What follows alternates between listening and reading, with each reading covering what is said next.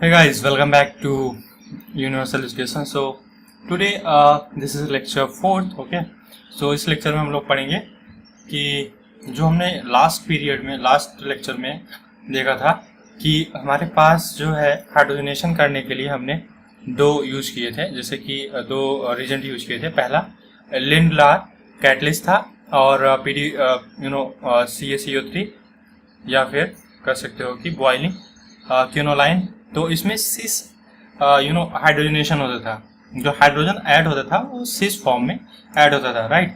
लेकिन जब हम बात किए कि अगर हमारे पास सोडियम हो, लिक्विड अमोनिया हो और LiAlH4 हो, लिथियम एल्युमिनियम हाइड्राइड हो, ठीक है, तो वहाँ पर जो है हाइड्रोजनेशन हो रहा है, H2 ऐड हो रहा है एल्काइन में, लेकिन वो ट्रांसफॉर्म में है, राइट। तो इसके बाद हमने कुछ और रिएक्शंस देखे थे और हमने यहाँ देखा था कि अगर हमें ट्रांस एल्कीन बनाना है तो हम H2 के प्लेस पर जो है अगर यहाँ D2 कर दे तो ये ट्रांस बना लेगा। तो याद रखना हमेशा कि जब H2 के प्लेस पर D2 आए तो जो हाइड्रोजनेशन होगा वो ट्रांस होगा, तो है ना। जबकि यहाँ पर क्या हो रहा है, यहाँ पर अगर हम कोई एक कैटलिस्ट ले रहे हैं, ठीक है, ये है हाइड्रोजनेशन, एक कोई कैटलिस्ट ले रहे हैं और H2 इसमें ऐड कर रहे हैं तो ये यहाँ पर चेंज हो रहा है, ठीक है। तो ये चीज़ें आपको ध्यान रखनी है। इसी टाइप के क्वेश्चन उठते हैं, बेसिकली थोड़ा सा आपको डाइवर्ट करते हैं क्वेश्चन में कि किस तरीके से आप मतलब ढंग से पढ़े हो या नहीं, ये सारी चीज़ें देखते हैं। सो इसके बाद एंड हुआ था वीडियो। तो फिलहाल इस लेक्चर में हम लोग जानेंगे कि हैलोजेंस कैसे ऐड करते हैं, उसके अलावा हम समझेंगे कि उसका मैकेनिज्म क्या है, किस तरीके से उसको हम मतलब ओवरऑल डिराइव कर सकते हैं, और अदर जो हमारे पास रिएक्शंस हैं, कुछ HBr यानी एसिड वगैरह ऐड करना अल्काइन में, मार्गोनिकॉप्स एडिशन है उसके थ्रू होता है, एंटी मार्गोनिकॉप्स होता है, तो वो सारी चीज़ें यहाँ पर हम देखेंगे, ठीक है। तो स्टार्ट करते हैं। ये लेक्चर काफ़ी इंटरेस्टिंग होने वाला है क्योंकि इसमें जो रिएक्शंस है दोज आर वेरी इंपॉर्टेंट। जैसे KMnO4 का यहाँ पर मैंने दिया है कि KMnO4 के थ्रू आप किस तरीके से ऑक्सीडाइज कर सकते हो, यानी कि अगर एल्काइन हो, KMnO4 हो, KMnO4 में एक होता है एसिडिक कंडीशन, एसिडिक उसका जो मतलब सॉल्यूशन होगा, और दूसरा होता है एल्कलाइन। तो उन सभी कंडीशंस में देखेंगे कि किस तरीके से हम प्रोडक्ट जो है फॉर्म कराएंगे या फिर किस तरीके का प्रोडक्ट बनता है। ऑलराइट, सो स्टार्ट करते हैं हम लोग एडिशन ऑफ हैलोजन से। मतलब कि अगर आपके पास एल्काइन हो तो एल्काइन में हैलोजन ऐड करना हो तो कैसे करेंगे। एल्कीन में तो हमें पता है कि एल्कीन में अगर हमारे पास मान लो जैसे कि आपके पास CH2 डबल बॉन्ड CH2 है, तो एल्कीन में अगर Br2 ऐड करना है तो इसके लिए हम लोग जो है ब्रोमोनियम आयन बनाते थे, और उसके बाद जो है वो उसमें Br प्लस बनाता था और Br माइनस, तो एक एज अ न्यूक्लियोफाइल अटैक करता था, एक एज अ इलेक्ट्रोफाइल। तो यहाँ पर हम इसको मतलब इलेक्ट्रॉन को एक किसी कार्बन की तरफ ट्रांसमिट करते थे, या कह सकते हो कि ट्रांसफर होता था पाई बॉन्ड इलेक्ट्रॉन पेयर किसी कार्बन पर, एक प्लस बनता था, एक माइनस बनता था। तो यहाँ पर हम लोग डिसाइड करते थे कि किस टाइप का प्रोडक्ट बनेगा on the basis of carbocation, right. Exactly यहाँ पर भी हम देखेंगे वही चीज कि यहाँ Cl2 है, यहाँ ट्रिपल बॉन्ड है, यहाँ भी पाई बॉन्ड है, ठीक है। तो CCl4 यहाँ पर सॉल्वेंट रहेगा एज अ। अब बेसिकली ये जो है फॉर्म कर लेगा 1,2-डाइक्लोरोएथीन, मतलब कि ट्रांस बनेगा। यहाँ पर जो है ऑब्वियसली अगर हम एल्कीन में भी Br2 या फिर किसी हैलोजन को ऐड करते हैं वहाँ भी ट्रांस बनता है, क्योंकि एक जो है नीचे से अटैक करेगा, तो एक नीचे अगर Br लग गया तो दूसरा ऊपर से करेगा, राइट। दूसरा नीचे से नहीं आने वाला है, तो ये तो फिक्स है, तो ऊपर से जो है दूसरा अटैक करेगा। तो यहाँ पर एग्जैक्टली वही चीज हो रहा है कि 1,2-डाइक्लोरोएथीन बन रहा है, पहले एथीन बनेगा, डायरेक्टली जो है वो कन्वर्ट नहीं हो जाता है कि वो एल्केन में कन्वर्ट हो जाए, तो पहले एथीन बनेगा, उसके बाद जो है एल्केन में कन्वर्ट होगा, यानी कि हेलो एल्केन में। तो एथीन में यहाँ पर आप देख सकते हो कि डाइक्लोरोएथीन बन रहा है, 1,2-डाइक्लोरो ट्रांस, इसको आप ये भी नाम देते हो एसिटिलीन डाइक्लोराइड। तो क्वेश्चन में जो है देखो डायरेक्टली अगर नाम दे दे, यानी कि आपको जो है IUPAC नेम ना दे और डायरेक्टली आपको उसका कॉमन नेम दे दे, तो ये भी चीज़ें अब मैटर करती हैं कि क्वेश्चन में जो नेम दिए हुए हैं किसी पर्टिकुलर ऑर्गेनिक कंपाउंड का, तो उसके थ्रू आप जो है रिएक्शंस को कंप्लीट कर पा रहे हैं नहीं, तो उसके लिए आपको ये कंपाउंड जो है जानना जरूरी है उस नाम से, राइट। तो एसिटिलीन डाइक्लोराइड भी इसको बोल सकते हो। This is very obvious because you know this is acetylene, तो 2 क्लोरीन अगर ऐड कर दोगे तो एसिटिलीन एसिटाइलिन डाई क्लोराइड हो जाएगा, ठीक है। अब Cl2 CCl4 अगर इसमें हम रिएक्ट कराए, यानी कि जो हाइड्रोजन है फिर से अगेन, यानी कि 2 मोल्स ऑफ Cl2 हम यहाँ पर कंसीडर करके चलेंगे, तो यहाँ पर बन जाएगा CaCl2 और यहाँ पर CaCl2। तो बेसिकली अब ये जो है इसको बोलते हैं वेस्ट्रॉन, इसका जो कॉमन नेम है वो वेस्ट्रॉन है। अब इसको अगर IUPAC नोमेनक्लेचर करोगे तो 1,2 तो 1,1,2,2 टेट्राक्लोरोएथेन बन गया, राइट। और इसको बोलते हैं एसिटिलीन टेट्राक्लोराइड। तो इस तरीके से इसका प्रोडक्ट बनता है, यानी कि हाइड्रोजन ऐड करोगे तो ये कंपाउंड बनता है। अब देखो इसका मैकेनिज्म क्या है, अगर आप इसको मतलब ये पता करना चाहते हो किस तरीके से अटैक करता है और कैसे जो है बनता है प्रोडक्ट, तो उसके लिए आपको मैकेनिज्म समझना पड़ेगा, ठीक है। तो देखो Br2 में जो है Br से जुड़ा होता है, एक Br प्लस बनता है और एक Br माइनस बनता है, और आपको पता है कि ये एज अ न्यूक्लियोफाइल एक्ट करेगा, ये एज अ इलेक्ट्रोफाइल एक्ट करेगा, राइट।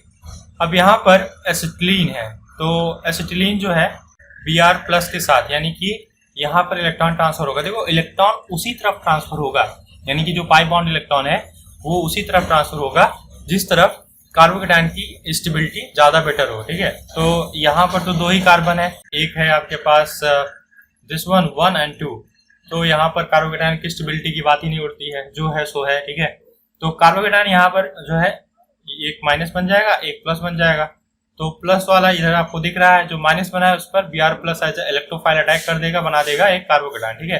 देखो कार्बोकेटायन बनने तक जो रिएक्शन होती है वो स्लो होती है, लेकिन एक बार कार्बोकेटायन बन गया उसके बाद न्यूक्लियोफाइल उस पर अटैक कर देगा अचानक से, ठीक है, और बहुत तेजी के साथ रिएक्शन हो जाएगी। तो ये आपको हमेशा याद रखना है, ये क्वेश्चन में पूछ लेता है कि बताओ कि रिएक्शन कब स्लो है कब फास्ट है, ये सारी चीजें दे देता है, राइट। तो यहाँ पर ये कार्बोकेटायन बना और उसके बाद Br minus as a nucleophile इसके साथ रिएक्ट कर लिया, तो फास्ट जो है रिएक्शन होगा और बना लेगा एसिटिलीन डाइब्रोमाइड, राइट। तो CHBr और डबल बॉन्ड CHBr यहाँ पर आपके पास ये बना हुआ है, अभी भी डबल बॉन्ड अवेलेबल है, अनसैचुरेशन है, ठीक है।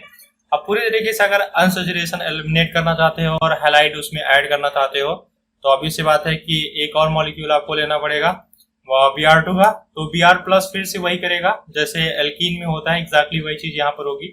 तो यहाँ पर जो है ये इस तरफ जुड़ जाएगा जहाँ Br माइनस रहेगा उसकी तरफ, और दूसरा जो है कार्बोकेटायन फॉर्म कर लेगा कार्बन। अब फिर से Br माइनस एज न्यूक्लियोफाइल इस पर अटैक करेगा और बना लेगा एसिटिलीन टेट्राब्रोमाइड, राइट। तो इसकी जो स्टेबिलिटी है, मतलब कि अब यहाँ पर जो Br है, Br माइनस है, ये Br माइनस इस पर अटैक करे, इस कार्बन पर अटैक करे, तो इसके लिए सर्टेन सर्कमस्टेंसेस होते हैं जो फेवर में होने चाहिए, तभी वो अटैक कर सकता है। जैसे यहाँ देख सकते हो कि Br है, काफी रिपल्सन होगा, तो उतना बढ़िया मतलब वर्क नहीं करता है। मतलब एल्कीन के लिए जो इलेक्ट्रोफिलिक या कह सकते हो इलेक्ट्रोफाइल का जो अटैक होता है वो उतना फेवर नहीं करता है जितना एल्काइन में करता है, राइट। तो ये चीज आपको याद रखना है हमेशा।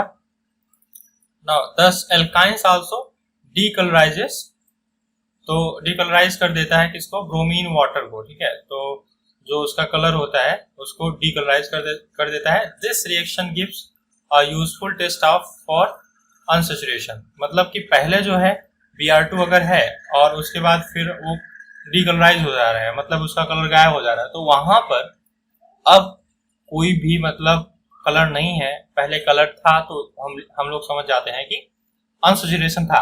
हाँ, ये चीज अलग बात है कि वहां पर ये चीज क्लियर नहीं हो पाती है कि एल्काइन था कि एल्कीन था, क्योंकि दोनों में अनसैचुरेशन है। वो डिपेंड करेगा कि कितने नंबर ऑफ मोल्स हमने दिए हैं, उसके कैलकुलेशन के अकॉर्डिंग हम उसको डिसाइड करेंगे, right. So next is this one, liquid bromine, all right. So liquid bromine yields this one. So जो liquid bromine है, अगर हम liquid bromine की बात करें, so liquid bromine की बात करते हैं, तो liquid bromine yields tetrabromo derivative, while bromine water और Br2CCl4 forms dibromo derivative, right.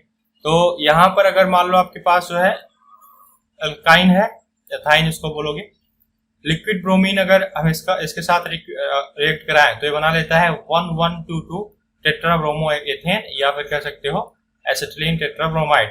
और अगर ब्रोमीन वाटर रिएक्ट कर रहा है तो बना लेगा CH Br double bond CH Br 1,2 डाइब्रोमोएथेन, क्या कह सकते हो एसिटिलीन डाइब्रोमाइड, राइट। तो ये चीजें आपको याद रखनी है कि यहाँ पर Br ऐड हो जाता है, यानी कि ये भी हेलोजन का एडिशन है, right. Next, so next one, wait for a second, I would like to erase it. So next जो हमारे पास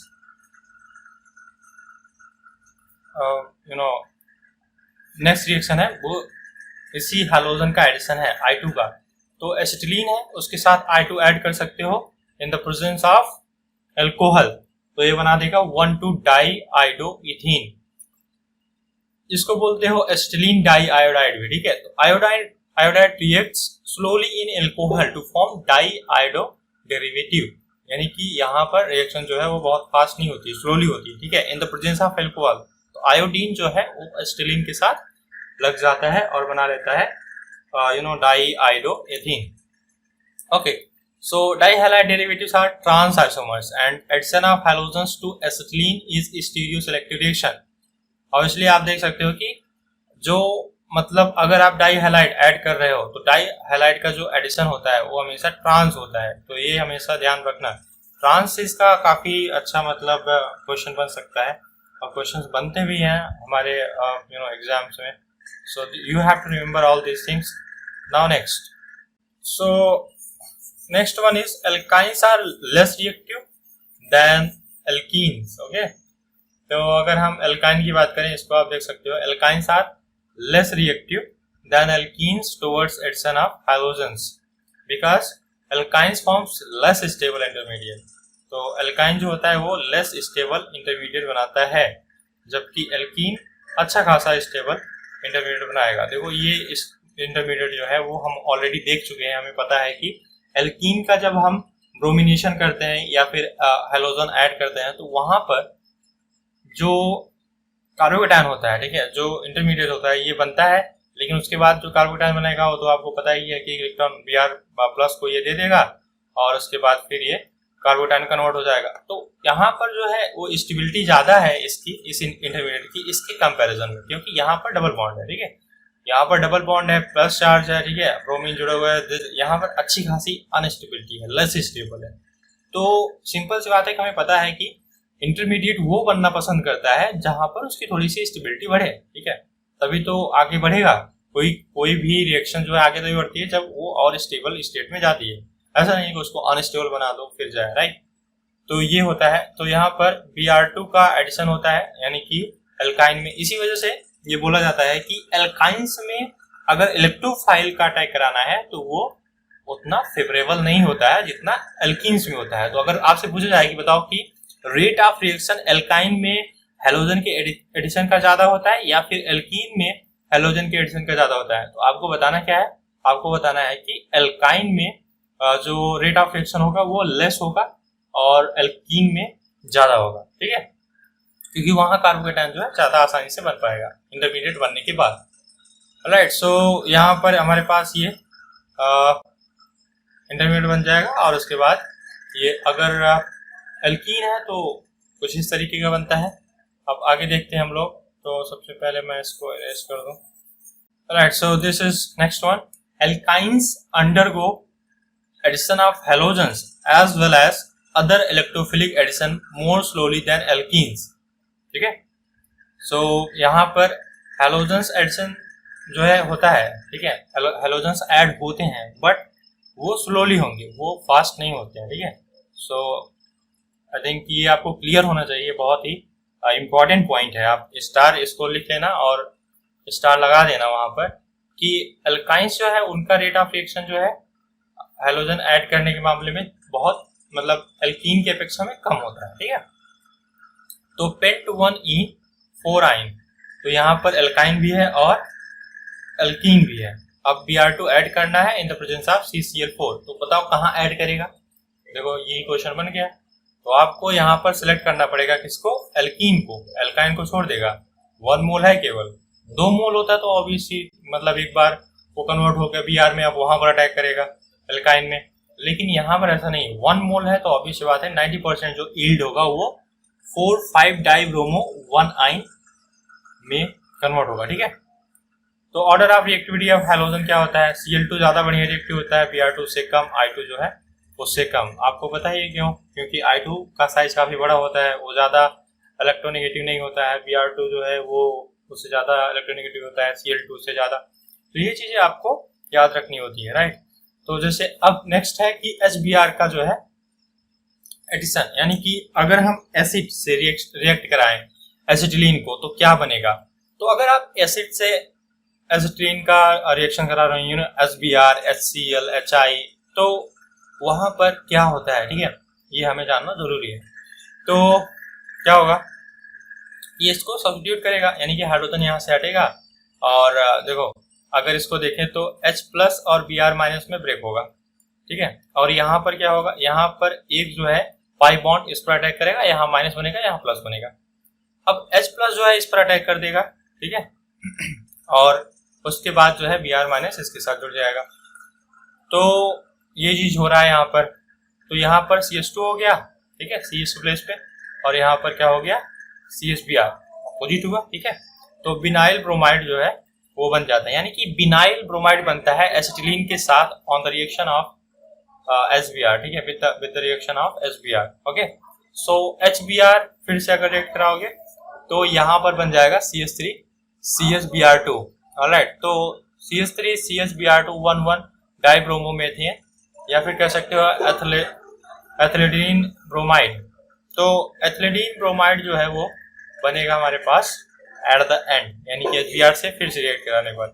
अब देखो ये प्रोपाइन है, प्रोपाइन का रिएक्शन अगर HCl से कराया जाएगा तो मार्कोनिकॉफ एडिशन यहाँ के अकॉर्डिंग, मार्कोनिकॉफ एडिशन क्या कहता है कि मतलब जो जिसके पास हाइड्रोजन कम है उसको मत दो, ठीक है, जिसके पास हाइड्रोजन ज्यादा है उसको हाइड्रोजन दो।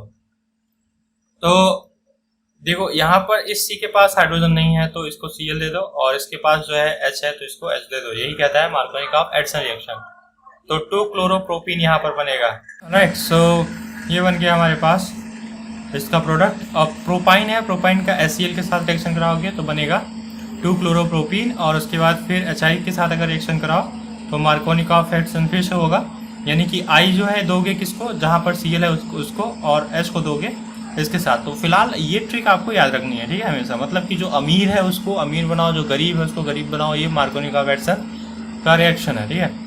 तो इन्होंने जो है ये चीज़ बोली थी, जिसके पास ज़्यादा H है उसको H और दो, और जिसके पास कम H है उसको कम H दो, ठीक है, उसको H मत दो। तो ये बनता है प्रोडक्ट। तो अब नेक्स्ट ये प्रॉब्लम है, आपको ये बताना है, explain the reaction mechanism of addition of HBr on acetylene by equation. देखो अगर आपको आता है तो वीडियो को पॉज करो और क्वेश्चन को जो है पढ़ करके अपने आप से करने की कोशिश करो, अदरवाइज मैं बता ही रहा हूँ, ठीक है। तो यहाँ पर explain the reaction mechanism of addition of HBr on acetylene by equation only. तो अब जैसे ये है हमारे पास क्या है, HBr H+ में टूटेगा Br- में। H+ जो है वो अटैक करेगा किसके ऊपर, वो अटैक करेगा जो जहाँ पर नेगेटिव बनेगा, ठीक है। तो नेगेटिव साइड यानी कि यहाँ पर अगर देखा जाए तो यहाँ माइनस आ जाएगा, यहाँ प्लस आ जाएगा। अब देखो इसका जो ट्रांसफर है, यानी कि पाई बॉन्ड जो पाई इलेक्ट्रॉन जो है उसका ट्रांसफर जो होता है वो डिपेंड करता है कि कहाँ पर कार्बोकेटायन ज्यादा स्टेबल बनेगा, ठीक है। तो यहाँ पर तो कोई स्टेबिलिटी का मतलब ही नहीं है क्योंकि 2 ही कार्बन है, तो और कोई ग्रुप भी नहीं लगा हुआ है। तो H+ जो है क्या करेगा, किस पर अटैक करेगा, H+ अटैक कर देगा इसके ऊपर, समझ में आया। तो अब स्लो रिएक्शन होगा और कार्बोकेटायन बन जाएगा, यहाँ पर डबल बॉन्ड बन जाएगा, तो कार्बोकेटायन बनने तक स्लो हो जाएगा, ठीक है। उसके बाद Br- अटैक करेगा और उसके बाद बना लेगा बिनाइल ब्रोमाइड, यानी ये रिएक्शन फास्ट होगा। यहाँ पर बिनाइल ब्रोमाइड बना क्योंकि टर्मिनल एल्काइन था, ठीक है। तो नेक्स्ट है कि अगर बिनाइल ब्रोमाइड बन गया तो अगर फिर से हम HBr का रिएक्शन कराना चाहें तो फिर क्या होगा, H+ फिर से वही काम करेगा। अब यहाँ पर ये ट्रांसफर होगा इलेक्ट्रॉन का इस तरफ, यहाँ तो होने वाला नहीं है क्योंकि अगर इस तरफ होगा तो ऑलरेडी यहाँ Br है जो कि ज्यादा इलेक्ट्रोनेगेटिव है, अनस्टेबिलिटी ज्यादा हो जाएगी, तो वहाँ प्लस बनना ज्यादा बेटर है। तो यहाँ पर कार्बोकेटायन बन जाएगा इस तरीके से, और एक हाइड्रोजन इसके साथ जुड़ जाएगा। तो कार्बोकेटायन बनने के बाद बहुत ऑब्वियस है कि न्यूक्लियोफाइल अटैक कर देगा इसके ऊपर Br- जो बचा हुआ था, और बना देगा एथिलीन डाइब्रोमाइड, ठीक है। तो ये बन जाता है product. Now next one, in presence of peroxide anti Markovnikov product is obtain. SBR वही रहेगा, एसिटिलीन वही रहेगा, लेकिन अगर पेरोक्साइड आ गया तो वहां पर एंटी मार्कोनिकॉफ यूज होता है। मतलब कि जिसके पास ज्यादा हाइड्रोजन है उसको मत दो, उसको हाइड्रोजन मत दो, जिसके पास नहीं है हाइड्रोजन उसको दो, ठीक है। तो पेरोक्साइड अगर आ गया तो वहां पर फ्री रेडिकल मैकेनिज्म यूज होता है, फ्री रेडिकल, ठीक है। इसको मैं बाद में एक्सप्लेन करूंगा क्या इसका मैकेनिज्म क्या होता है। फिलहाल आपको याद रखना है कि मार्कोनिकॉफ जो रूल होता है वो यहाँ पर वायलेट हो जाता है और एंटी मार्कोनिकॉफ रूल लगता है, ठीक है। तो एचबीआर में देखो हाइड्रोजन जो है किसी एक को दे दो और उसके बाद CHBr लग जाएगा। यहाँ किसी एक को बोल रहा हूँ क्योंकि यहाँ पर दो ही कार्बन है, ठीक है, और दोनों के पास एक हाइड्रोजन है। तो पेरोक्साइड यहाँ पर यूज हो रहा है तो CH2Br बन जाएगा। फिर से आगे तो ये बन गया हमारे पास एल्कीन के बाद एल्कीन। अब अगर यही चीज मान लो कि एक आपके पास CH3 और होता, राइट, तो एक CH3 अगर और होता तो यहाँ पर जो है हाइड्रोजन नहीं होता एक, ठीक है, ये हाइड्रोजन नहीं होता। अगर ये हाइड्रोजन नहीं है तो यहाँ पर हाइड्रोजन की कमी है, इसको हाइड्रोजन दो और इसको Br दो, ठीक है। ये मेथड हम यूज करते हैं, ये तरीका, और उसके बाद एल्कीन बना करके फिर एग्जैक्टली वही काम आगे करते हैं, right. So now by passing acetylene into dilute hydrochloric acid at 60 to 65% in presence of mercuric ion catalyst, only one molecule is added to give vinyl chloride। तो अगर आपके पास मर्क्यूरिक आयन है, ठीक है, और हाइड्रोक्लोरिक एसिड आप add करना चाहते हो तो एक मॉलिक्यूल आपको मिलेगा विनाइल क्लोराइड का। विनाइल क्लोराइड मतलब कि डबल बॉन्ड के कार्बन के साथ डायरेक्टली कोई क्लोराइड जुड़ा हुआ हो, ठीक है। तो ये बनता है vinyl chloride with the help of mercuric ion as a catalyst काम करता है। 60 to 65% यहाँ पर टेम्परेचर होता है। ये सारी चीजें आप जो है नोट्स में लिखते जाओ ताकि आपको जो है रिवीजन के लिए आप आसानी हो, जल्दी कर पाओ। So next one is vinyl chloride polymerizes to yield polyvinyl chloride. तो देखो अगर ये आपके पास जो प्रोडक्ट है इसको आप पॉलीमराइज कर दो, जब मैं पॉलीमर पढ़ाऊंगा तो उसमें ये सारी चीजें बताऊंगा। अगर इसको पॉलीमराइजेशन में डाल दो विनाइल क्लोराइड को, ये बना देता है पॉलीविनाइल क्लोराइड, ठीक है, PVC बना देता है। और अब यहाँ पर देखो an addition polymer used in making PVC sheets बनाने के लिए यूज कर सकते हो, वाटर पाइप्स बनाने के लिए यूज होता है, हॉसेज यूज एंड हैंडबैग्स भी इससे बनाया जाता है PVC से, right. So the order of reactivity of halogen acids is, तो अभी मैंने एसिड्स का एडिशन बताया, तो कौन सा एसिड ज्यादा बढ़िया रिएक्टिव होगा तो उसको इस तरीके से हम देखेंगे कि HI ज्यादा बढ़िया रिएक्टिव होगा, SBr उससे कम, HCl जो है उससे कम, HF जो है सबसे कम। But HF adds only under pressure, pressure अगर रहेगा तभी HF ऐड होगा, अदरवाइज नहीं होगा। That is very difficult to add HF, right. Addition of hypochlorous acid. अब हम बात करेंगे हाइपोक्लोरस एसिड को हम कैसे ऐड करें। क्लोरो हाइड्रोक्सिलेशन, ठीक है, इसको बोलते हैं बाई क्लोरीन वाटर। तो देखो HOCl है तो क्लोरीन वाटर ले लो तो HOCl आपके पास फॉर्म होगा। तो जो हमारे पास हाइपोक्लोरस एसिड है, तो हाइपोक्लोरस एसिड का अगर हमें एडिशन कराना है एसिटिलीन में तो देखो HO इसको डेल्टा माइनस मानो और Cl को डेल्टा प्लस मानो। ये चीज आपको याद रखना पड़ेगा कि क्लोरीन को डेल्टा प्लस देते हैं और HO को डेल्टा माइनस देते हैं, वो ज्यादा इलेक्ट्रोनेगेटिव हो जाता है HO और डेल्टा माइनस, और क्लोरीन जो है वो डेल्टा प्लस में कन्वर्ट हो जाता है, राइट। तो एसिटिलीन जो है वो रिएक्ट करेगा किसके साथ, एसिटिलीन रिएक्ट करेगा HOCl यानी कि हाइपोक्लोरस एसिड के साथ। तो अब इसको बोलते हैं क्लोरो हाइड्रोक्सिलेशन, याद रखना इस रिएक्शन को क्लोरो हाइड्रोक्सिलेशन बोलते हैं। तो बन जाएगा HO डेल्टा माइनस दे दो किसी एक कार्बन को और उसके बाद Cl। अब यहाँ पर हम ये चीज मतलब कोई भेदभाव नहीं करते हैं कि किस कार्बन को दें किस कार्बन को ना दें, क्योंकि यहाँ पर दोनों कार्बन सेम है, दो ही कार्बन है। लेकिन अगर कोई और CH3 कुछ और R लगा होता तो कार्बोकेटायन उस तरफ बनाते जिस तरफ ज्यादा स्टेबल होता है, राइट। तो एग्जैक्टली वही चीज यहाँ पर होगा और ये बन जाएगा इस तरीके का कंपाउंड CHOH और CHCl डबल बॉन्ड रहेगा भी।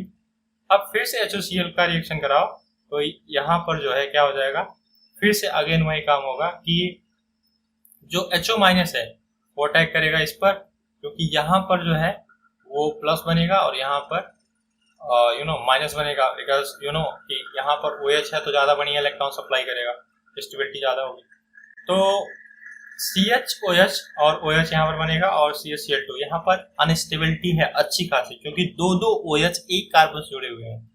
ठीक है, तो अब यहाँ पर पानी निकाल दो, अगर आप पानी इसमें से निकाल दो तो स्टेबिलिटी आ जाएगी, मतलब कि क्या बन जाएगा, ओन बन जाएगा। अगर देखा जाए तो एक H है तो L ग्रुप है, ठीक है, L ग्रुप बन जाएगा, एल्डिहाइड ग्रुप बन जाएगा, तो इसको बोलते हैं 2,2 डाइक्लोरो मेथेनॉल। ठीक है, तो इसको अल्फा अल्फा भी बोल सकते हो, alpha alpha dichloro acetaldehyde. Alpha alpha क्यों बोला गया, क्योंकि जो हमारे पास CHO है, HCHO है, HCHO के साथ इसी के साथ CH जो जुड़ा हुआ है उससे Cl2 लगा है, ये अल्फा पोजीशन है। ठीक है, तो इसलिए अल्फा अल्फा बोलते हैं डाइक्लोरो एसिटाल्डिहाइड। नेक्स्ट है प्रोपाइन को अब फिर से अगर HOCl के साथ ऐड करो, अब यहाँ पर CH3 एक आपके पास अवेलेबल है एक्स्ट्रा, तो OH कहाँ ऐड करोगे, यहाँ या फिर यहाँ। इसके लिए आपको देखना पड़ेगा कि कार्बोकेटायन कहाँ ज्यादा स्टेबल होगा। तो कार्बोकेटायन इस तरफ बनेगा क्योंकि यहाँ पर CH3 इसको इलेक्ट्रॉन देगा, तो यहाँ पर OH लगा दो क्योंकि OH माइनस होता है, और यहाँ पर Cl प्लस लगा दो, ठीक है, डेल्टा प्लस। तो ये बन जाएगा आपके पास प्रोडक्ट, और उसके बाद फिर से HOCl और बन जाएगा 1,1 डाइक्लोरो एसीटोन। एग्जैक्टली वैसे ही अनस्टेबल आप कंपाउंड मिलेगा जैसे यहाँ पर मिला है, और उसके बाद पानी निकाल देना है तो मिल जाएगा प्रोडक्ट। नेक्स्ट है कि H2SO4 का अगर हम एडिशन कराएं, ठीक है, मतलब कि हम बनाना चाहते हैं हाइड्रोजन सल्फेट, या फिर इसको कह सकते हो एथिलीडीन बनाना चाहते हैं। ठीक है, तो कंसंट्रेटेड H2SO4 का रिएक्शन अगर इससे कराएं तो H2SO4 का मतलब होता है H और HSO4 माइनस। ठीक है, एक हाइड्रोजन अपना ये निकालने में बहुत आगे रहता है क्योंकि ये एसिड है। तो ऑब्वियस बात है कि एक जो है इलेक्ट्रॉन ट्रांसफर होगा और एक प्लस बनेगा एक माइनस बनेगा, तो जो प्लस बनेगा उसके साथ HSO4 माइनस जाएगा, और जो माइनस बनेगा उस पर जुड़ेगा प्लस H। ठीक है, तो H जुड़ जाएगा, यहाँ पर CH2 बन जाएगा और HSO4 मिल जाएगा। सो विनाइल हाइड्रोजन सल्फेट बनेगा। अब HSO4 कंसंट्रेटेड अगर हम फिर से यूज करें तो ये CH3 बन जाएगा और CHSO4 होल ट्वाइस मिल जाएगा। तो इस तरीके से एथिलीडीन देखो बहुत ही नॉर्मल है, मतलब अगर आप अपने कॉन्सेप्ट को क्लियर रखो, जैसे जिस तरीके से है कि पहले कार्बोकेटायन बनेगा, कार्बोकेटायन ऐसा बनेगा जो कि ज्यादा स्टेबल हो, उसके बाद H प्लस और HSO4 माइनस है, H प्लस वहां जुड़ेगा जहां पर माइनस हो, और HSO4 माइनस वहां जुड़ेगा जहां कार्बोकेटायन हो। ठीक है, कार्बोकेटायन बनने तक जो रिएक्शन होता है वो स्लो होता है, कार्बोकेटायन के बाद स्पीड बढ़ जाती है, अच्छी खासी स्पीड होती है। ठीक है, तो एथिलीडीन बनेगा। So ethylidene hydrogen sulphate on boiling with water produces acetaldehyde. अगर इसी को आगे जो है वाटर यानी कि बॉइलिंग वाटर के साथ इसको रख दो तो मिल जाएगा आपके पास एसिटाल्डिहाइड। कैसे क्या होगा, देखो अगर बॉइलिंग वाटर है तो HOH इसके पास है, तो यहाँ पर जो आपके पास HSO4 होल ट्वाइस है ये इसको एलिमिनेट कर देगा और यहाँ पर 2 मॉलिक्यूल लगा देगा OH का। तो अब यहाँ स्टेबिलिटी है और बन जाएगा, इसको इसमें से पानी निकाल दो तो बन जाएगा क्या, H2O निकालने पर बन जाएगा acetaldehyde, right. So now next, अब इसमें जो है एसिटिलीन है और आपको वाटर ऐड करना है। ठीक है, इन द प्रेजेंस ऑफ H2SO4 40% और 1% HgSO4। मैंने अभी बताया था कि अगर आपको इलेक्ट्रोफिलिक अगर या कह सकते हो इलेक्ट्रोफाइल अटैक कराना है एसिटिलीन पर तो काफी डिफिकल्ट होता है। ठीक है, इसीलिए हम यूज करते हैं HgSO4 कैटलिस्ट। ठीक है, 1% HgSO4 यूज करते हैं ताकि रिएक्शन हो जाए। तो HOH जो है वो क्या करेगा, यहाँ पर एक जो है H ले लेगा, एक OH ले लेगा और बना देगा विनाइल अल्कोहल। यहाँ तक समझ में आता है। अब इसके बाद जो प्रोसेस होगा वो टाटोमेरिज्म होगा। ठीक है, तो टाटोमेराइज होगा। टाटोमेरिज्म क्या होता है कि डबल बॉन्ड CH2 है और यहाँ पर CHOH है। ठीक है, तो अगर इसको मैं लिखूं तो कुछ ऐसा होगा, CH2 double bond CHOH, right. अब ये डबल बॉन्ड यहाँ पर शिफ्ट होना है और जो एक हाइड्रोजन है ये यहाँ पर शिफ्ट होना है, तो टाटोमेराइज हो जाएगा और बना देगा CH3 और C डबल बॉन्ड O, ठीक है। और मतलब कि आपके पास यहाँ पर 2 हाइड्रोजन था तो एक हाइड्रोजन बचेगा, ठीक है। सो अब देखो कि जैसे अगर मैं बात कहूँ कि मतलब इसका जो कॉन्सेप्ट है वो कैसे, मतलब टाटोमेराइजेशन का कॉन्सेप्ट कैसे चलता है, इसको आप देख लो। ऑलराइट, सो बेसिकली आपके पास जो है यहाँ पर क्या अवेलेबल है, यहाँ पर अवेलेबल है CH2 double bond CHOH, right. अब देखो इस OH को आप ऐसे भी लिख सकते हो, इस OH को हम लोग इस तरीके से भी लिख सकते हैं कि जो O है उसके साथ एक H जुड़ा हुआ है, ठीक है, ऐसे। तो अब ये जो हाइड्रोजन है वो शिफ्ट होता है इस तरफ और ये जो डबल बॉन्ड है वो शिफ्ट होता है यहाँ पर, तो ये बन जाता है CH2 single bond CS double bond O। तो ये जो है ओवरऑल प्रोसेस, इस प्रोसेस बोलते हैं टाटोमेरिज्म, ठीक है। तो टाटोमेराइज हो रहा है यहाँ पर और बना दे रहा है एस्टरडिहाइड। ऑलराइट, सो आइसोमेरिज्म में सारी चीजें बताई जाती हैं कि कैसे टाटोमेराइज कराएं, ठीक है, किसी कंपाउंड को जो कि विनाइल अल्कोहल या फिर अल्कोहल की फॉर्म में मिला है आपको, तो उसको मैं आगे डिस्क्राइब कर दूंगा, ठीक है, मतलब किसी और लेक्चर में उसको डिटेल में आपको बता दूंगा। फिलहाल अभी के लिए इतना ही। अब एल्काइन में अगर हम HOH ऐड करना चाहते हैं तो H2SO4 डाइल्यूट लो और HgSO4 लो, तो यहाँ 40% है, मतलब डाइल्यूट है, ठीक है, 40% केवल लिया गया है, बाकी जो है वो H2O है, जो डाइल्यूट H2SO4 है, सिंपल सी बात है ना। तो एल्काइन के साथ वाटर का जो रिएक्शन होगा वो अगर हम उसकी बात करें तो यहाँ पर COH मिल जाएगा और यहाँ पर CH2 मिल जाएगा। अब वही टाटोमेराइज होगा, इसको बोलते हैं इनॉलिक, ठीक है, तो इनॉलिक फॉर्म होता है। तो अब यहाँ पर OH जो है वो कन्वर्ट हो जाएगा डबल बॉन्ड ओन में और यहाँ पर CH3 बन जाएगा, तो ये बन गया कीटोन। तो कीटो इनॉल टाटोमेरिज्म भी इसको बोलते हैं, ठीक है, कीटो इनॉल टाटोमेरिज्म। तो ये आपको याद रखना है। अब नेक्स्ट वही होगा एग्जैक्टली कि अगर आपके पास यहाँ पर मतलब कि बीच में ट्रिपल बॉन्ड हो या फिर एथाइन कह सकते हो कि जो एल्काइन है वो ग्रुप बीच में लगा हो, यानी कि टर्मिनल ना हो, टर्मिनल एल्काइन नहीं है, टर्मिनल मतलब कि ये किनारे पर हो। अब क्या करोगे, अगर H2O ऐड करना है इन the presence of H2SO4 dilute and HgSO4 70 degree Celsius पर, तो यहाँ पर अब जो है दो प्रोडक्ट बनाना है आपको, एक इसके रिस्पेक्ट में और दूसरा इसके। तो इसके रिस्पेक्ट में जो है नॉन टर्मिनल एल्काइन के लिए यहाँ पर बन जाएगा आपके पास एक का पेंटेन टू ओन, यानी मेजर प्रोडक्ट बनेगा पेंटेन टू ओन, ठीक है, और दूसरा जो प्रोडक्ट बनेगा वो मिलेगा पेंटेन 3 ओन, ठीक है। तो पेंटेन 2 ओन मेजर प्रोडक्ट होगा और पेंटेन 3 ओन माइनर होगा। ऐसा क्यों होगा, तो इसका जो आपको डिटेल मिलेगा यानी कि एक्सप्लेनेशन मिलेगा वो ये होगा कि जो कार्बोकेटायन है वो किस तरफ बनेगा, इसके ऊपर डिपेंड करेगा कि कहां पर H जो है अटैक करेगा और कहां पर OH, राइट। तो देखो यहाँ पर CH3 है और यहाँ पर CH3 CH2 है, तो ज्यादा बढ़िया कार्बोकेटायन किस तरफ होगा, इस तरफ होगा, क्योंकि यहाँ पर दो कार्बन मिलकर के इसको स्टेबलाइज कर रहे हैं, यहाँ पर उतना बढ़िया स्टेबिलिटी नहीं होगी। तो इस वजह से यहाँ पर जो है डबल बॉन्ड O लग जाता है, यहाँ पर आपको OH लगाना है, फिर उसके बाद डबल बॉन्ड O लगा देना है, तो ये बन जाएगा ketonic form pentan 2 one major product बन जाएगा। और दूसरा जो कार्बन है इसके रिस्पेक्ट में अगर देखें तो इसके रिस्पेक्ट में जो है पेंटेन 3 ओन बनेगा, लेकिन ये माइनर प्रोडक्ट होगा, राइट, बनेगा लेकिन माइनर होगा। नेक्स्ट है एसिटिलीन।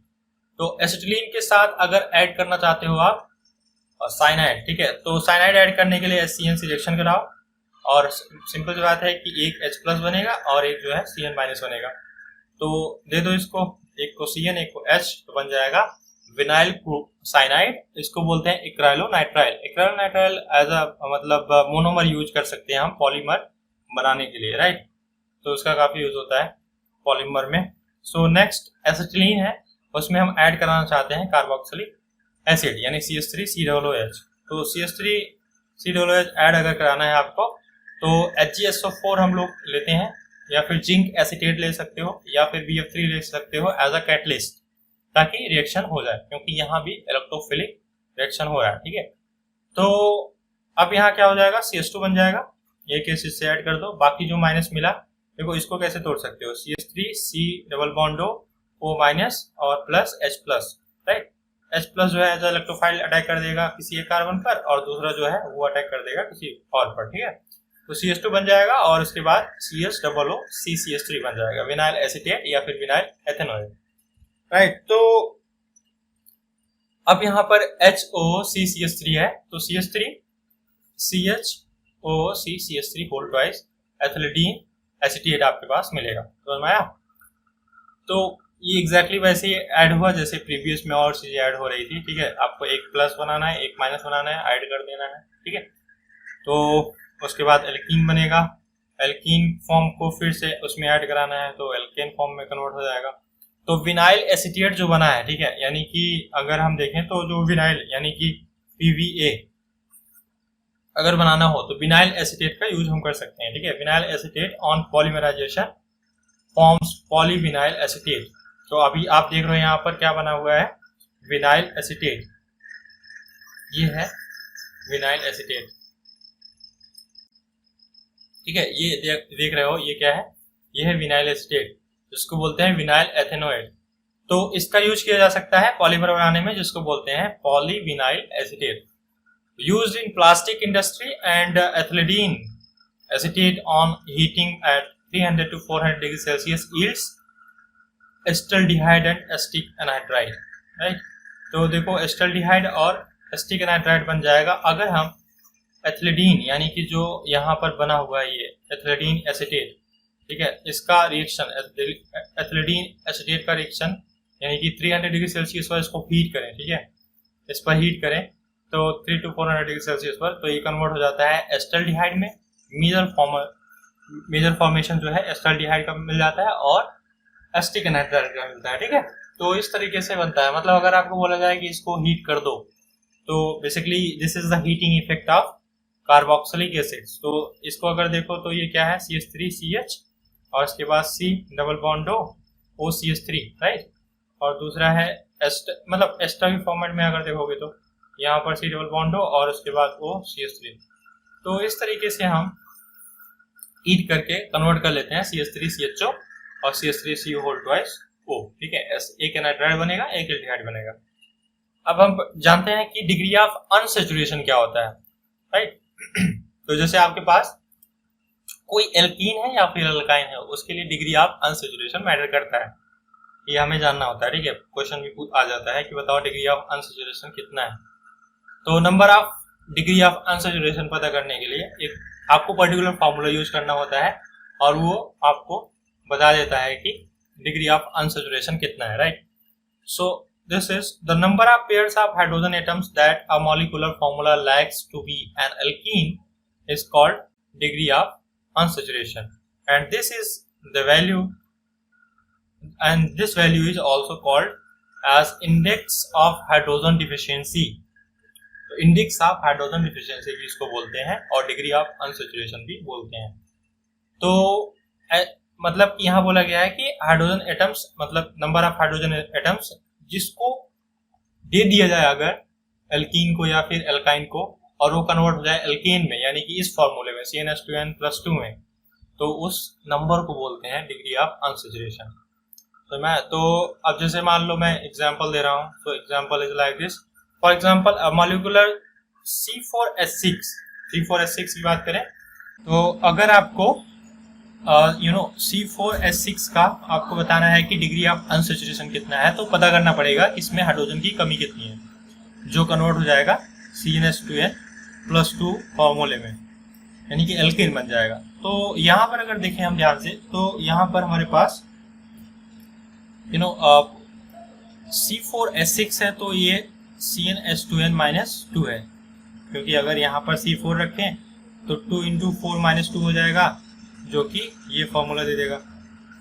तो अगर इसमें 2 कम हो रहा है तो और यहाँ 2 ज़्यादा हो रहा है, तो हमें 4 हाइड्रोजन ऐड करने की ज़रूरत है, मतलब 2 मॉलिक्यूल्स ऑफ हाइड्रोजन, राइट।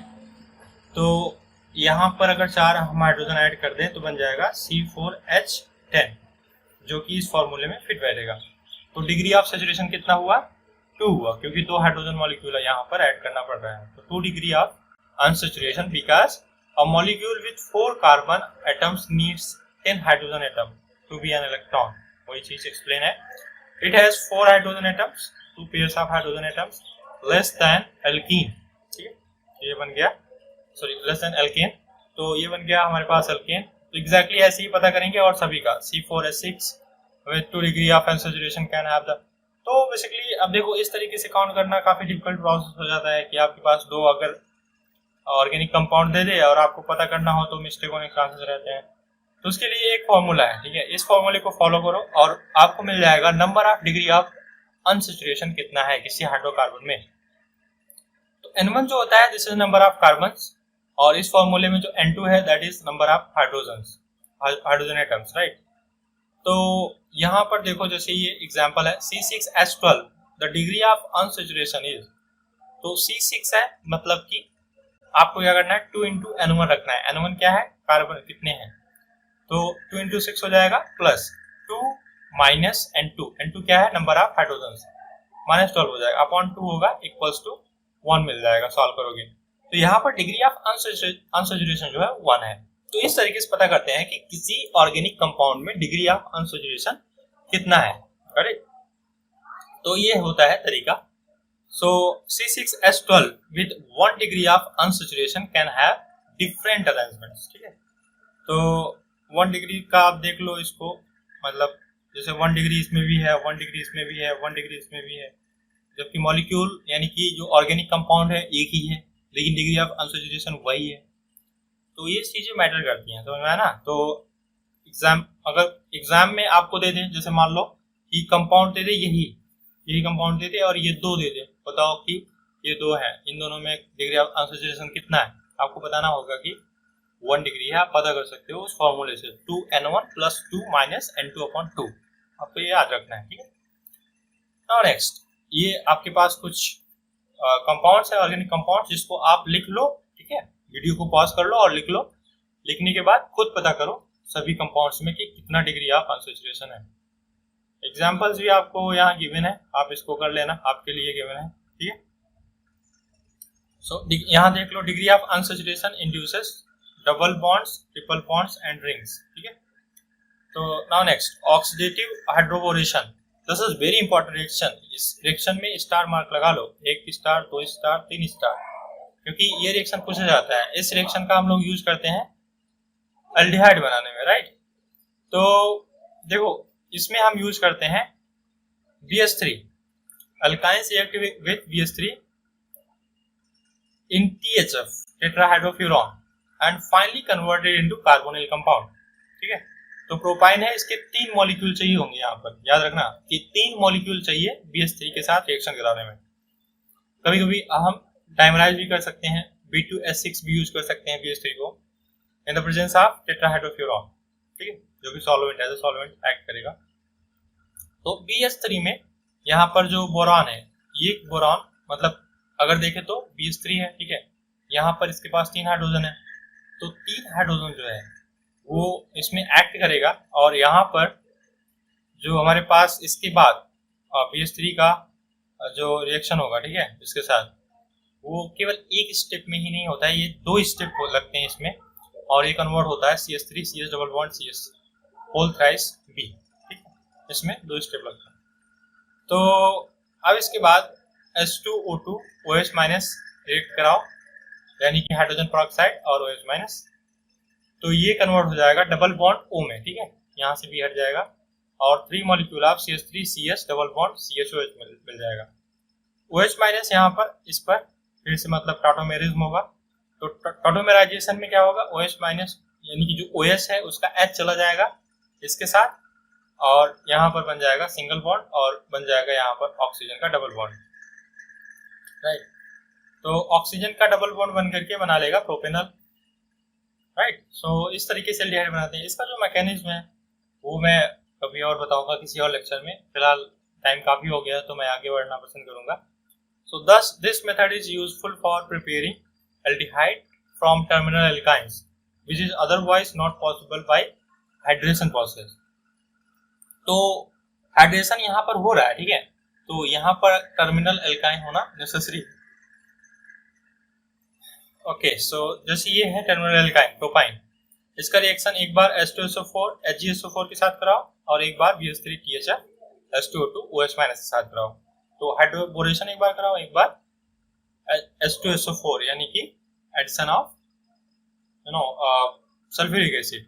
जैसे कि हम ऑलरेडी देख चुके हैं कि सल्फ्यूरिक एसिड का एडिशन हम कैसे कर सकते हैं, राइट, और प्रोपेन वहां पर ओन बना था, राइट। सो यहाँ पर अगर हम H2SO4 का रिएक्शन करा रहे हैं तो वही प्रोसीजर यूज होगा जो पहले हुआ था। जैसे इसको मैं फिर से रिकॉल करा दे रहा हूँ आपको। अभी यहाँ पर देख रहे हो कि ये था हमारे पास, ये था H2SO4 HgSO4, तो यहाँ पर ये प्रोसेस हुआ था और बना था एल्डिहाइड, और इसमें जो है बन गया था कीटोन टाटोमेराइज, ठीक है। तो टाटोमेराइज इसमें भी होता है और इसमें भी होता है, दोनों में होता है, BH3 में भी और H2SO4 में भी। तो आई थिंक प्रोसीजर जानते हो करना। इसमें बन जाएगा प्रोपेनॉन और इसमें बन जाएगा प्रोपेनल। तो ये देखो टर्मिनल एल्काइन है, ठीक है, तो लेकिन यहाँ पर जो है ये इसमें बनेगा डबल बॉन्ड हो और इसमें जो है बनेगा डबल बॉन्ड हो इस केस में। तो ये चीज़ आपको याद रखना है कि अगर आपके पास CH3C डबल बॉन्ड CH आता है और इसके साथ दे दिया जाए कि BH3 के साथ रिएक्शन कराओ, हाइड्रोबोरेशन कराओ, तो यहाँ पर टर्मिनल जो है एल्काइन जो हमारे पास है, तो टर्मिनल कार्बन के साथ डबल बॉन्ड जोड़ो और CH2 बनाओ, और अगर H2SO4 HgSO4 है तो वहाँ पर डबल बॉन्ड लगाओ। क्यों ऐसा होता है वो मैकेनिज्म के ऊपर डिपेंड करेगा, उसको ध्यान से देखो। मैं किसी एक पर्टिकुलर लेक्चर में आपको इसको पूरा डिटेल में बता दूंगा, right. So higher ketones can also be prepared by this method, ठीक है। सो नाउ नेक्स्ट, जैसे आपके पास ये है CH3 BH3THF और यहाँ पर क्या है, यहाँ पर टर्मिनल एल्काइन नहीं है, ठीक है। अब क्या होगा, अब यहाँ पर कीटोन बनेगा, क्योंकि अगर टर्मिनल एल्काइन होता तो कीटोन नहीं बनता, एल्डिहाइड बनता, राइट।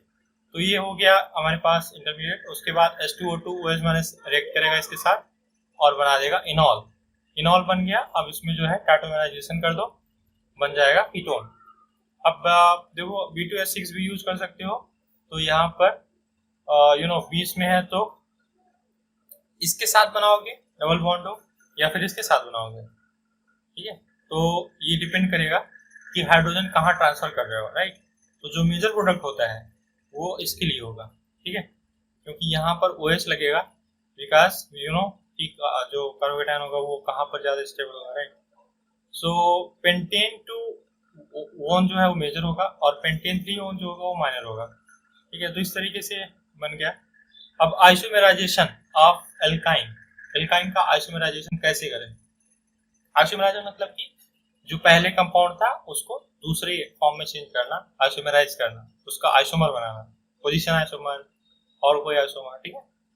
सो पहला जो तरीका है कि on heating with alcoholic KOH और NaNH2 in inert solvent to the triple bond of one alkyne is shifted towards the center to form an isomeric 2 alkyne। So but1 है, ये टर्मिनल एल्काइन है। अगर अल्कोहलिक के साथ heat कर रहे हो तो ये सेंटर में आ जाएगा, लेकिन अगर NaNH2 इन लिक्विड अमोनिया के साथ यूज कर रहे हो तो सेंटर से ये आ जाएगा किनारे पर। क्यों, क्योंकि यहाँ पर NaNH2 है, ये इसके साथ रिएक्ट करेगा और यहाँ बना देगा इसको शिफ्ट करा देगा, ट्रिपल बॉन्ड को सोडियम अल्कनाइड बना देगा और H2O के साथ रिएक्ट करके फिर से बन जाएगा but1 आयन। तो NaNH2 क्या करता है, सेंटर से टर्मिनल लेके आता है और जो अल्कोहलिक केस होता है हीट करने पर वो टर्मिनल को सेंटर में लेके जाता है, ठीक है। अब कैसे हुआ इसका जो मैकेनिज्म है उसको मैं फर्दर किसी और वीडियो में, नेक्स्ट वीडियो में उसको मैं बताऊंगा और वीडियोज में। यहाँ पर आपको देखो जो एग्जाम में क्वेश्चंस आएंगे वो डायरेक्टली यही देगा, ठीक है, ये नहीं पूछेगा इसका मैकेनिज्म बताओ, ठीक है। मैकेनिज्म कभी कभी आते हैं लेकिन इसका मैकेनिज्म भी इंपॉर्टेंट है, उसको मैं बताऊंगा। तो आपको ये रिएक्शन पूछता है डायरेक्टली, ये रिएक्शन जो है बताओ कि ये क्या करेगा, तो ये जो है सेंटर में ट्रिपल बॉन्ड को शिफ्ट कर देगा, now next, this is a very important reaction. आपको इसको जो है ना, मतलब स्टार मार्क लगा लो, 3 स्टार मार्क लगा लो। तो अगर आप एथाइन का रिएक्शन करा रहे हो KMnO4 के साथ, राइट, तो एथाइन का जो हमारे पास सोल्यूशन मतलब एथाइन होगा वो KMnO4 सोल्यूशन के साथ यहाँ पर एल्कलाइन सोल्यूशन होना चाहिए, डाइल्यूट एल्कलाइन सोल्यूशन, वो भी कोल्ड, ठीक है।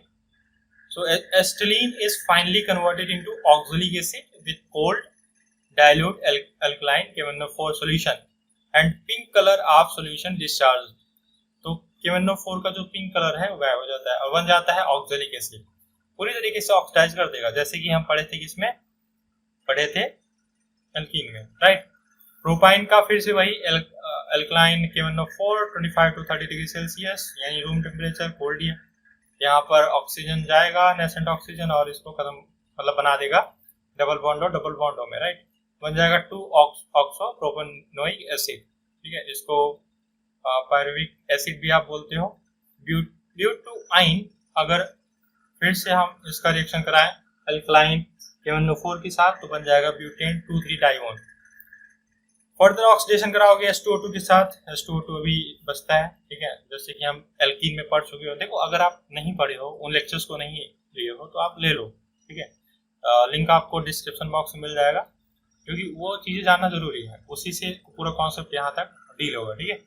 सो एथेनोइक एसिड बनेगा, ब्रेक हो जाता है ना, 2 मॉलिक्यूल बन जाएगा। सो विद एसिडिफाइड KMnO4, अगर एसिडिफाइड KMnO4 ले रहे हो तो अलग तरीके से रिएक्शन होगी। कैसे होगी? Acetylene is converted into formic acid, acetylene convert हो जाएगा formic acid with rupture of triple bond at high temperature. तो यहाँ टेम्परेचर हाई होना चाहिए, ठीक है। Acidified KMnO4 and high temperature, तो दोनों कंडीशन देखना है, बन जाएगा फॉर्मिक एसिड, जैसे ये है। और इसके बाद इसको हाई टेम्परेचर पे एसिडिक कंडीशन में ले रहे हो तो बन जाएगा RCOOH HCOOH। यहाँ पर ब्रेक कर देना है, ठीक है। तो नेक्स्ट है विथ हॉट एसिडिक और अल्कलाइन KMnO4, ठीक है। तो at 100 degree to 110 degree Celsius KMnO4 will oxidize this and it will convert it into CH3COOH and CO2 propine। In contrast, non-terminal alkynes on oxidation with hot alkaline KMnO4 gives only carboxylic acid, ठीक है। For example, non terminal है तो obvious सी बात है CO2 क्यों बनेगा, तो बन जाएगा कार्बोक्सिलिक एसिड, तो एथेनोइक बन जाएगा 2 मॉलिक्यूल। और एग्जैक्टली यही चीज यहाँ पर होगा पेंटुआइन का, अगर हम रिएक्शन कराएंगे अल्कलाइन KMnO4 के साथ तो बन जाएगा प्रोपेनोइक एसिड और ethanoic acid, right. So next है, एक तरीका और है कि अगर हम SiO2 का रिएक्शन यानी कि सेलेनियम डाइऑक्साइड का रिएक्शन अगर कराएं एसिटिलीन के साथ तो ये देगा ग्लाइऑक्सल यानी कि एथेन 1,2 डाइऑल। तो ये मैं एल्कीन का करा चुका हूँ SiO2 के साथ, आप पिछले रिएक्शन में देख लो, पिछले वीडियोस में, ठीक है। सो आई थिंक डे 2 में होगा। सो एथाइन का रिएक्शन अगर हम SiO2 के साथ कराएंगे तो ग्लाइऑक्सल बनेगा, ठीक है। तो यहाँ पर ये जो है एल्डिहाइड ही फॉर्म बन रहा है, ये फर्दर इसको ऑक्सीडाइज नहीं करेगा, लेकिन उसमें जो है कर दे रहा था, इसमें KMnO4 में। प्रोपाइन है, प्रोपाइन का अगर सेलेनियम डाइऑक्साइड कराओगे तो बनेगा कीटोप्रोपेनॉल, यानी कि अगर पार्शियल कराना है आपको एल्डिहाइड से कार्बोक्सिलिक में नहीं चेंज करना है तो आप सेलेनियम डाइऑक्साइड लो, ठीक है। अगर आपको पूरी तरीके से कराना है तो ऑब्वियस बात है आप KMnO4 लो। तो विद क्रोमिक एसिड अगर H2SO4 के साथ कराओ तो ऑरेंज कलर जो है and converted into acetic acid बन जाएगा, और ऑरेंज कलर आप dilute acidified dichromate changes to light green, तो लाइट ग्रीन में कन्वर्ट हो जाएगा एट द एंड प्रोडक्ट, ठीक है। और जो पहले किस कलर में था डाइल्यूट ऑरेंज कलर था, ठीक है, क्योंकि K2Cr2 है। तो oxidation of alkynes is slower then that of alkene, alkene का जो ऑक्सीडेशन होता है वो बहुत बढ़िया होता है, जबकि अल्काइन का स्लोअर होता है। Thus only double bond can be oxidise leaving behind triple bond, ठीक है। तो अगर डबल बॉन्ड है और ट्रिपल बॉन्ड है दोनों, तो कौन पहले होगा ऑक्सीडाइज, डबल बॉन्ड होगा। तो ये चीजें आपको याद रखनी है, ठीक है, बहुत इंपॉर्टेंट है। परऑक्सी फॉर्मिक एसिड बनेगा, हाइड्रोक्सिलेट्स C डबल बॉन्ड हो without affecting C triple bond C, ठीक है। तो अगर परऑक्सी फॉर्मिक एसिड यूज कर रहे हो, ये बहुत इंपॉर्टेंट पॉइंट है कि परऑक्सी फॉर्मिक एसिड यूज कर रहे हो तो ये सी डबल बॉन्ड O को जो है हाइड्रोक्सिलेट कर देगा, जबकि सी डबल बॉन्ड C को छोड़ देगा। तो देख सकते हो ये है परऑक्सी एसिड, तो डबल बॉन्ड जो है वो कन्वर्ट हो जाएगा OH ग्रुप में और ट्रिपल बॉन्ड ऐसे रहेगा। देखो सब्स्टिट्यूशन रिएक्शन जो है इसमें देखते हैं, सोडियम पर क्लोराइड, तो 0 डिग्री सेल्सियस पर अगर रिएक्शन कराओगे एथीन के साथ तो बन जाएगा 1,2-डाइक्लोरोएथाइन। तो यहाँ पर Cl का सब्स्टिट्यूशन हो रहा है। ठीक है, तो आज के लिए इतना ही। Thank you for watching this video. मिलेंगे अगले लेक्चर में कल डे 5। तो आई थिंक आपको इंटरेस्टिंग लगा होगा। कल हम फिनिश कर देंगे एथाइन मतलब एल्काइन को, और उसके बाद आगे बढ़ेंगे हम नेक्स्ट चैप्टर कार्बोनिल कंपाउंड में, right. So thank you for watching this video, like and share and subscribe, right. तो थैंक यू।